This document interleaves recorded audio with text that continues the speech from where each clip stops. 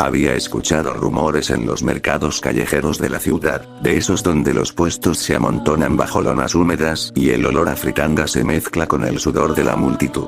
Entre los vendedores de discos pirata, hay siempre uno distinto. Un hombre delgado, con una sonrisa que no parece humana, que ofrece películas y series que nunca salieron al aire.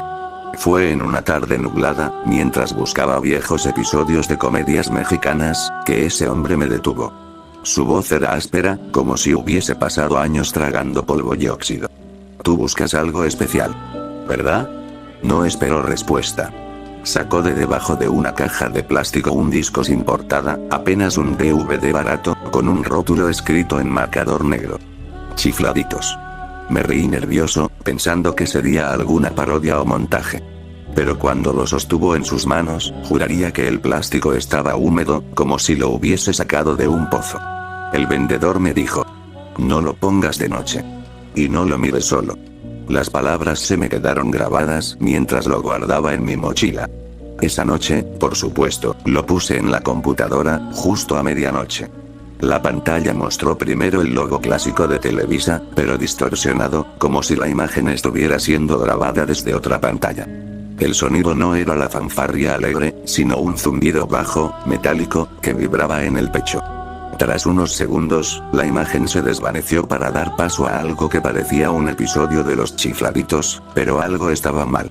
Muy mal. El set era reconocible. Un parque, los banquitos de siempre, el aire absurdo que acompañaba a Lucas Castañeda y Chaparrón Bonaparte. Pero el lugar estaba vacío, grisáceo, como si el color hubiera sido drenado. El césped parecía seco y muerto, y el banco de madera estaba cubierto de manchas oscuras, como quemaduras. De pronto, aparece Chaparrón Bonaparte. O al menos, alguien disfrazado de él. El actor no era Chespirito. Su rostro era demasiado alargado, con ojeras profundas, y sus ojos, aunque grandes, estaban vidriosos, como si no parpadeara jamás. Caminaba con torpeza, murmurando frases sin sentido, pero no con el tono cómico habitual, sino con un murmullo rasposo que apenas se distinguía. Después, entra Lucas Castañeda. Otra vez, no era el original. Su cara estaba hinchada, su sonrisa parecía forzada, y cada vez que hablaba se escuchaba un eco metálico, como si su voz viniera de un lugar lejano. Ambos se sientan en el banco, pero el aire entre ellos es denso, como si una presencia invisible estuviera presionando contra la pantalla. El diálogo inicia como un típico sketch absurdo, pero algo se distorsiona. Chaparrón pregunta: Lucas, ¿tú también escuchas los golpes en las paredes? Lucas sonríe, demasiado amplio, mostrando encías ennegrecidas. Yo no los escucho. Yo los hago. La cámara tiembla, y por un segundo se ve detrás del banco un muro con huellas de manos sangrientas, que se marcan y desaparecen como si fueran absorbidas por la pared misma. El público, en lugar de reír, emite un sonido bajo, como un llanto apagado. Quise detener el video en ese momento, pero el cursor no respondía. El mouse estaba congelado, y las teclas no reaccionaban. La pantalla seguía. Chaparrón comenzó a reír, pero no era la risa estridente y boba de siempre. Era una carcajada profunda, animal, que iba volviéndose más fuerte hasta convertirse en un chillido metálico. La cámara se acercó demasiado a su rostro, mostrando su piel resquebrajada, como si fuera cera derritiéndose. Entonces Lucas levantó lentamente una mano. En su palma había algo que parecía un ojo humano, parpadeando. Y dijo, sin dejar de sonreír: ¿quieres jugar con nosotros para siempre? La imagen se detuvo en un cuadro fijo. Ambos mirando directo a la cámara, sus sonrisas tensas, los ojos abiertos de par en par. Sentí que me observaban, incluso cuando cerré los ojos. El archivo aún seguía reproduciéndose, y la pantalla parpadeaba, como respirando. Ese fue solo el comienzo. Cuando por fin la imagen se desbloqueó, pensé que el archivo había terminado, pero la pantalla seguía en negro. El silencio pesaba tanto que sentía el zumbido en los oídos, como cuando uno entra a una habitación vacía y escucha su propia sangre circular. De pronto, el set volvió a iluminarse. Lucas y Chaparrón estaban de pie, al centro del parque. El cielo, antes gris, ahora era negro absoluto, sin luna ni estrellas. Apenas podían distinguirse los contornos de los árboles secos alrededor. La cámara temblaba como si alguien respirara detrás de ella. Lucas comenzó a caminar en círculos, arrastrando un pie, y repetía: no hay público. No hay salida. Solo estamos tú. Y yo. Y ellos. La cámara giró hacia el banco vacío. Allí, poco a poco, comenzaron a aparecer figuras difusas, como siluetas de personas sentadas, pero en completa quietud. No aplaudían, no reían. Solo miraban. Sus ojos brillaban débilmente, como brasas. Había al menos una docena, todos fijos en el centro del escenario. Chaparrón, con voz quebrada, dijo: esos no son los que se ríen. Esos son los que se quedan. En ese instante, uno de los espectadores se levantó. La silueta era más clara que las demás. Un hombre con la cara cubierta por una máscara blanca, sin rasgos. Caminó lentamente hacia la cámara y se detuvo tan cerca que parecía que iba a atravesarla. No habló, pero del altavoz brotó un sonido como un cuchillo rascando vidrio. Quise apagar la computadora de inmediato, pero el botón de apagado no respondía. Ni siquiera desconectarla sirvió. La pantalla seguía encendida, como alimentada por otra fuente. Sentí un frío repentino en la habitación, y juraría que había pasos detrás de mí, aunque estaba solo. El episodio continuaba.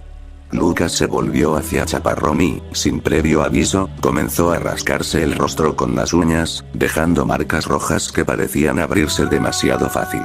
Entre carcajadas, decía: el chiflado se rasca hasta que sale lo que hay dentro. ¿Quieres ver qué hay dentro, Chaparrón? Chaparrón no contestó. Solo se tapó los oídos, repitiendo una y otra vez: no hay que pegarle a la pared. Porque la pared contesta. El set vibró como si un terremoto sacudiera todo.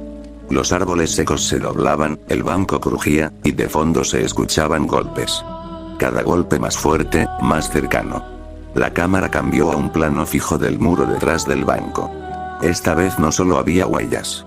Del concreto comenzaron a salir dedos ensangrentados, uno tras otro, hasta que manos completas se aferraron a la superficie, tratando de salir. El público de sombras aplaudió lentamente, pero el sonido era hueco, como si viniera de ataúdes golpeando desde abajo. Quise dejar de mirar, pero era imposible. Mi cuerpo estaba rígido, y cada parpadeo era como un pestañeo dentro del episodio mismo. Entonces, sucedió lo peor. La cámara giró hacia el frente, y tanto Lucas como Chaparrón dejaron de actuar. Ambos fijaron su mirada en la lente, y sus sonrisas se borraron. Ya no estás viéndonos en la tele, dijo Lucas, con un tono seco. Ahora nosotros te estamos viendo a ti, añadió Chaparrón, pero no movió los labios. Sentí que mi reflejo aparecía en la pantalla, como si la cámara del episodio estuviera transmitiendo en vivo desde mi cuarto. El zumbido metálico volvió a crecer, y de pronto, la pantalla se congeló. No había créditos, no había fin. Solo mi rostro, reflejado entre las figuras que llenaban el parque de sombras. Ese archivo no se borraba.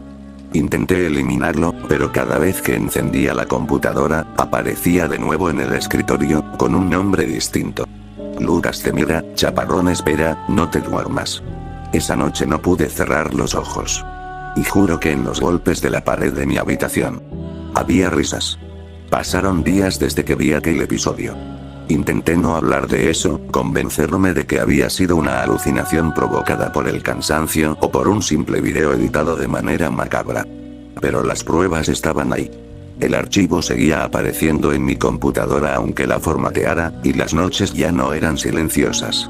Los golpes en las paredes eran constantes. Al principio eran lejanos, sordos, como cuando alguien martilla al otro lado de un muro. Pero pronto comenzaron a escucharse justo detrás de mi cabecera, sincronizados con mi respiración. Y cada golpe, cada eco, era seguido de risas apagadas, las mismas que recordaba del supuesto público de sombras en el episodio. Decidí regresar al mercado, al mismo puesto donde había comprado el disco. Pero al llegar, no había rastro de aquel vendedor.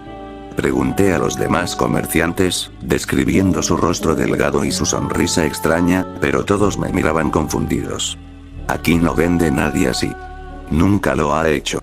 Casi desesperado, comencé a investigar en foros viejos de internet.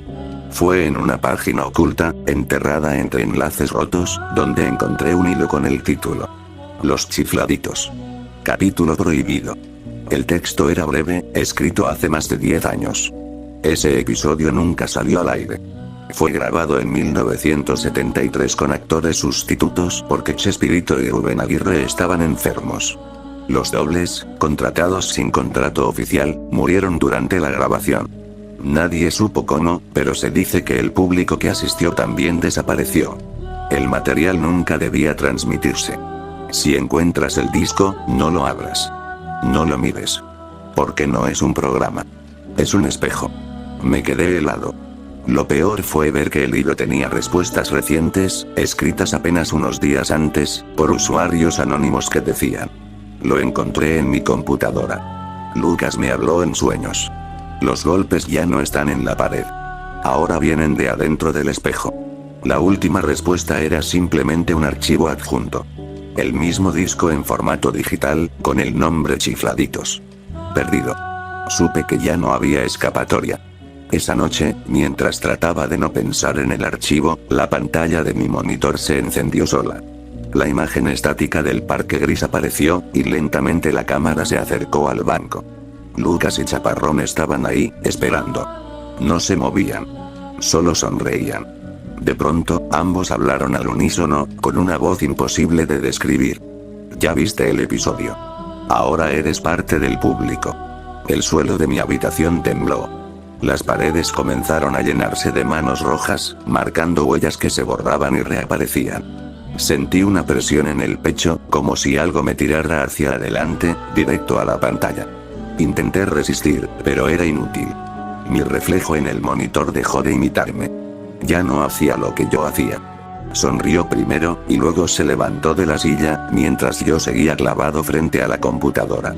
Lo último que recuerdo es la risa estridente de Chaparrón y los ojos vacíos de Lucas acercándose, demasiado cerca, hasta cubrir toda la pantalla. Ahora no estoy seguro si esto lo escribo yo, o mi reflejo. Lo único que sé es que ese archivo sigue circulando en foros ocultos, y dicen que todavía puedes encontrar el disco en mercados pirata, aunque nadie admita venderlo. Si algún día lo ves, no lo compres. No lo abras. Porque los golpes en la pared, tarde o temprano empiezan.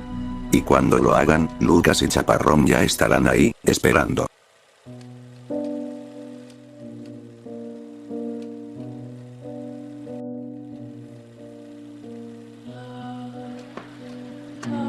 ¡Toma! No te doy otra más porque presta para que te salga.